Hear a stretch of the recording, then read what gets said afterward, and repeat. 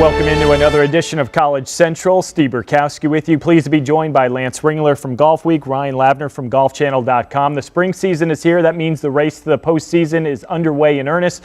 Lance, who do you like in terms of a men's potential player of the year? Well, right now it's really tough to pick, Steve. I mean, if you had to pick someone at this given moment, in the "what have you done for me lately" category, you'd probably look at Stanford's Patrick Rodgers, just based on a couple big wins and how he's come out this spring and knowing what he's accomplished in his career. That all plays a factor, and I think Patrick Rodgers would be your pick. But there's a lot of guys lined up behind him. One guy that doesn't get a lot of attention is Oklahoma State's Wyndham Clark, who's had a fantastic year. He hasn't won, but he's a player. If he gets hot, he could surpass any of these guys. And then I like Brandon Hagee, too, another player, if he plays well. And we could go down, maybe Robbie Shelton. There's so many guys at this point, and I think it's going to be determined on what happens in the postseason this year, who gets Player of the Year. Ryan, who are you dialed in on? Yeah, for me, it's Patrick Rodgers. His 3 wins this season have been very impressive, and they've been all at big boy ballparks. We're looking at Erin Hills, PGA West, Southern Highlands. That's as good as you can get on a college resume, and I think he had a really smart decision in announcing that he's going to turn pro after NCAA's in February. It gives him an end goal.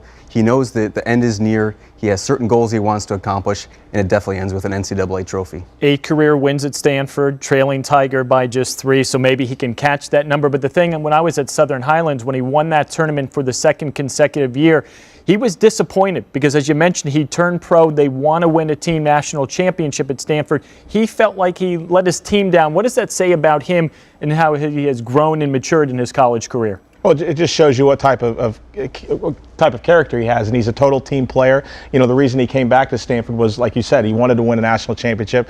He has the team in mind, which is, you know this well, Steve. You talk to a lot of guys on the PGA Tour, and they remember that part of their career. It seems like he's embracing it now, and you know, he's a great player, a great kid, and definitely someone who you got to keep your eye on. Does he catch Tiger?